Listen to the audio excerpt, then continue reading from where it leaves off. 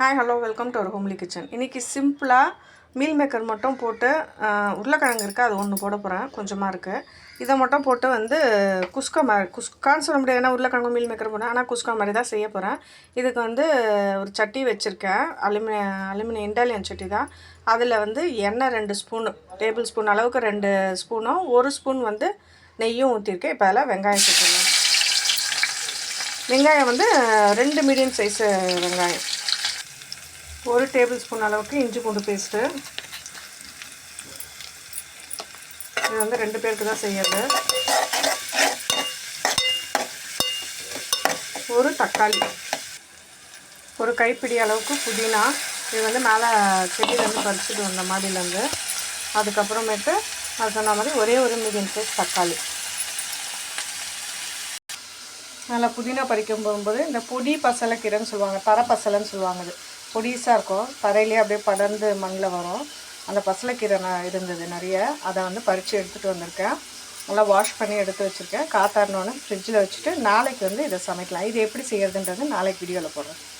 தக்காளி சேர்த்ததுக்கப்புறம் இதில் கரம் மசாலா சேர்த்துக்கலாம். இந்த பாருங்கள், இது வீட்லேயே நான் அரைச்சி வச்ச கரம் மசாலா.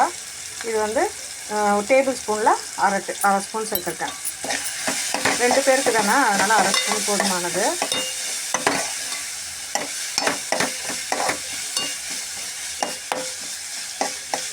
ஏன்னா கரம் மசாலா அந்த பட்டை, கிராம்பு, ஏலக்காய் இதெல்லாம் தனித்தனியாக பசங்க பொறுக்கி வச்சுருவாங்க. அதனால் அதை ஃபுல்லாக மொத்தமாக நான் அரைச்சி வச்சுருக்கேன்.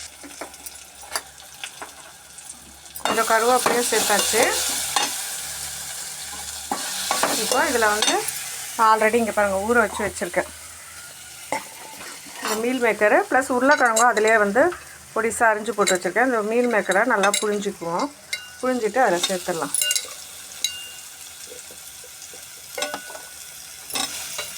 அப்படியே இதை பாருங்கள், உருளைக்கிழங்கு இந்த மாதிரி சின்ன சின்னதாக அரிஞ்சு வச்சுருக்கேன். ஒரே ஒரு உருளைக்கிழங்கு தான், அதையும் சேர்த்துடலாம். இப்போ பாருங்கள், உருளைக்கிழங்கு இதெல்லாம் போட்டு 4 பச்சை மிளகாய் சேர்த்துருக்கேன். 4 பச்சை மிளகாக்குள்ளே 2 ஸ்பூன் தயிர், 1 ஸ்பூன் ஊற்றிட்டேன். இப்போ இன்னொரு ஸ்பூன் ஊற்றிடலாம். தயிர் ஊற்றிட்டு கொஞ்சம் நேரம் ஒரு 5 மினிட்ஸ் மூடி வச்சிடலாம்.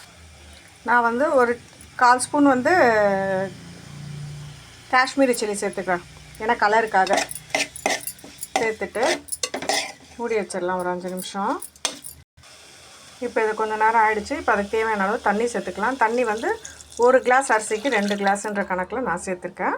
நீங்கள் அரிசி பக்குவத்தை பார்த்து சேர்த்துக்கோங்க. தேவையான அளவு இதிலே உப்பு சேர்த்துடலாம். தண்ணி நல்லா கொதிக்கிட்டு அதுக்குள்ளே அரிசி அலம்பி வச்சிடலாம். நல்லா தண்ணி கொதிக்க ஆரம்பிச்சிச்சு. இப்போ அரிசி சேர்த்துடலாம். அரிசி சேர்த்தாச்சு. இந்த ஸ்டேஜில் உப்பு சரியாக இருக்கான்னு செக் பண்ணி பார்த்துக்கோங்க. இப்போ தட்டு போட்டு மூடியில் இது நல்லா வெந்து ஃபுல்லானோடனே நம்ம சிம்மில் வச்சுட்டு கொஞ்சம் நேரம் தம் போட்டுடலாம். சூப்பராக நம்மளோட பிரியாணி 3/4 பதம் வெந்துருச்சு பாருங்கள். 75% குக் ஆகிடுச்சு. இந்த ஸ்டேஜில் நம்ம கலரிட்டு, ஃபோனில் தான் எடுக்கிறேன், அதனால் ஆவி அடிக்கிறதுனால டிம் ஆகுது 2 செகண்டு. நல்லா கலரி விட்டுடணும்.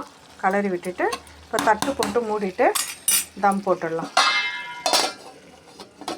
ஃபுல் சிம்மில் வச்சுருங்க இந்த ஸ்டேஜ். அப்புறம் இந்த குழவி போட்டு தான் நான் தம் போட்டிருக்கேன். இப்போ பார்த்துடலாம். பாருங்கள், சூப்பராக நல்லா குச்சாக நல்லா வெறையாக சூப்பராக நம்மளோட பிரியாணி ரெடி ஆகிடுச்சு. உருளைக்கிழங்கும் வெறும் மீல் மேக்கர் மட்டும் போட்டிருக்கேன், வேறு எதுவும் போடல. சூப்பராக இருக்குது பாருங்கள். இதே மாதிரி செஞ்சு பார்த்துட்டு நீங்கள் எப்படி இருக்குதுன்னு சொல்லுங்கள். இந்த வீடியோ பிடிச்சிருந்தால் லைக் பண்ணி, ஷேர் பண்ணி, சப்ஸ்கிரைப் பண்ணுங்கள். பாய். இதுதான் இன்றைக்கி எனக்கும் என் ஹஸ்பண்டுக்கும். என் பையனுக்கு இங்கே பாருங்கள், எறா பிரியாணி செஞ்சு வச்சுருக்கேன். இப்போ வர பச்சை மிளகாலாம் அந்தளவுக்கு காரமே இல்லை. எறா பிரியாணி இது சீரக சம்பா அரிசியில் செஞ்சுருக்கேன். எறா பிரியாணி அதுவும் செஞ்சு முடிச்சுட்டேன். தயிர், வெங்காயம் மட்டும் இப்போ ரெடி பண்ணணும். இதுதான் இன்றைக்கி நம்மளோட லஞ்சு. இதை பிடிச்சிருந்ததுன்னா மறக்காமல் சப்ஸ்கிரைப் பண்ணுங்கள், சேனலை லைக் பண்ணி ஷேர் பண்ணுங்கள் வீடியோவை. பாய்.